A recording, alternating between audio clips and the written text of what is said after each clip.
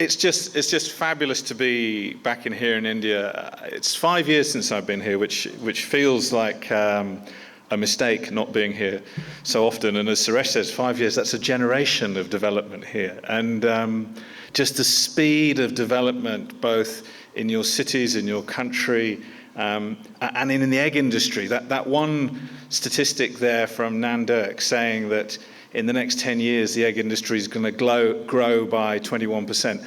And a quarter of that is going to be right here in India. And that's why we chose Hyderabad to be the first World Egg Organization branded event in Asia that we are doing.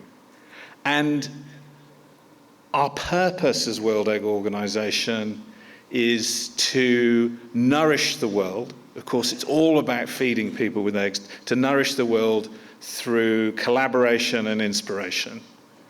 And I'm going to talk about 5 different areas that World Egg Organization is active in to help us all, as a global egg industry, fulfill that vision.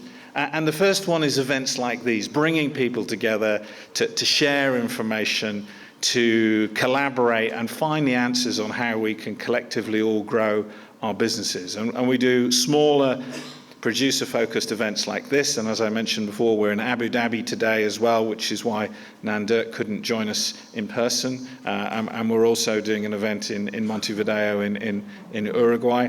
But the 2 major events that we do next year will be in Poland, a very major egg producer in Europe, and then back more into Asia in September to Singapore. Singapore is a global hub which is very easy for people to access. So I encourage you, as many of you want to come and join us for one of the bigger global events as well. A second piece that we've really just been talking about with Nandurk is how do we provide the relevant data and analysis for you to help you grow your businesses?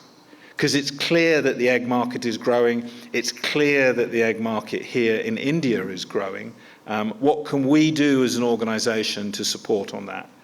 There's 2 key flagship programs we have there. One is our working agreement with Rabobank, and the other is a new agreement that we've got with a company out of Guatemala called CABI. And we're going to be taking the big macroeconomic data, the big macroeconomic trends that are happening in the world, and relate that to how it impacts our industry.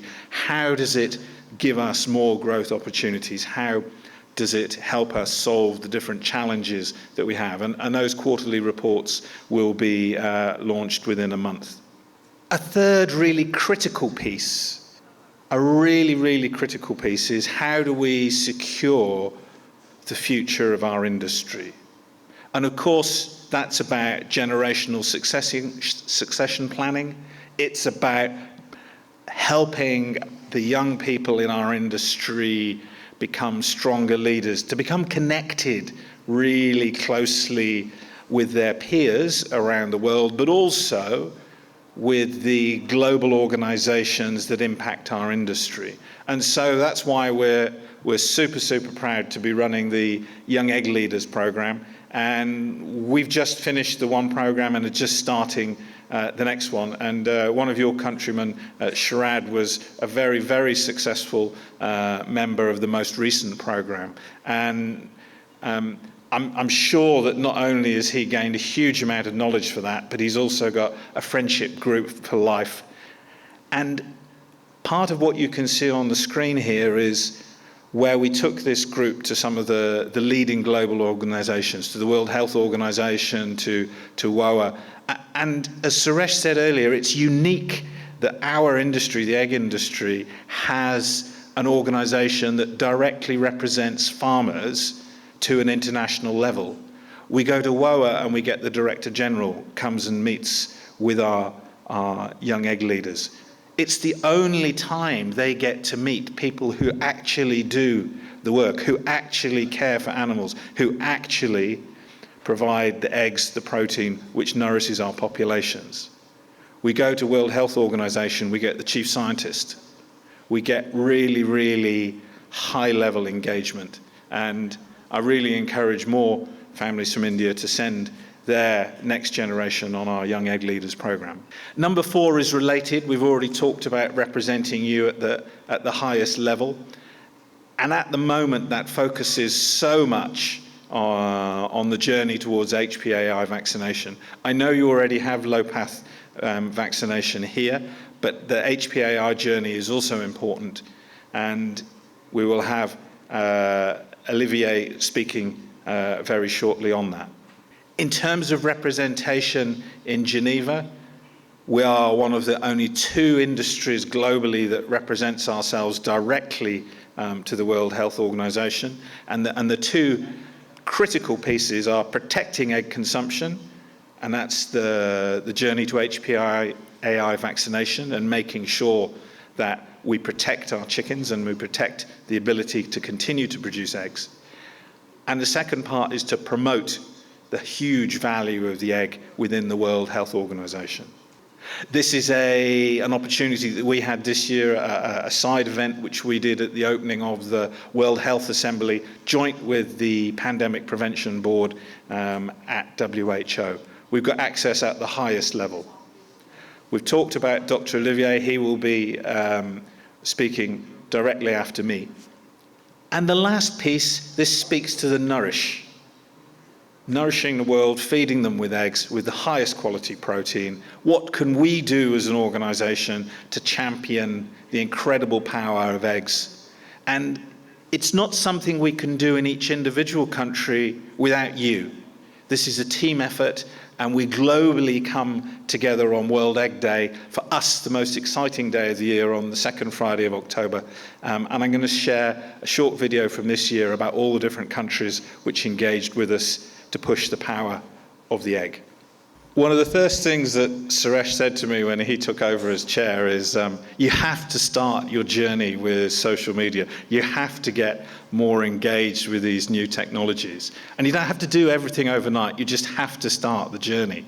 And through that journey, we've been helping World Egg Day grow and taking it to new levels. And the amount of countries that are engaging now is phenomenal. But that's all up to you. We can act as a central resource, but nothing happens without all of the different members, all of the different countries that engage. It's all about what you do.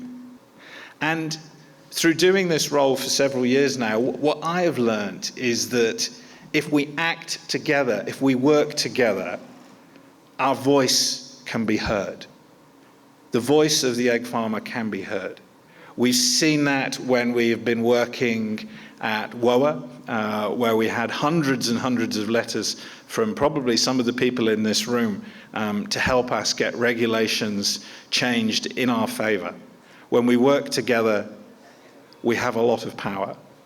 And I'm going to leave you with a video, and it's about when we went to the Food Systems Summit 3 or 4 years ago, while Suresh was chair, and we were facing going into the Food Systems Summit with the agenda run by an organization trying to get rid of half global livestock in 15 years, trying to halve our industry. We came out of that through a lot of hard work, a lot of education, communication. We came out of that, as Suresh said, with eggs being named globally as one of the 2 star ingredients by the United Nations. Now, this video is not produced by the egg industry. This is produced by the United Nations. So, ladies and gentlemen, it just shows what we can do when we work together. We're starting to get the recognition that we deserve at a global level for this amazing product that we all work with and that we represent. And a lot of that is down to the support we've received from Suresh, the support we've seen from all of yourselves who engaged, who've sent letters, who've helped us with our campaigns.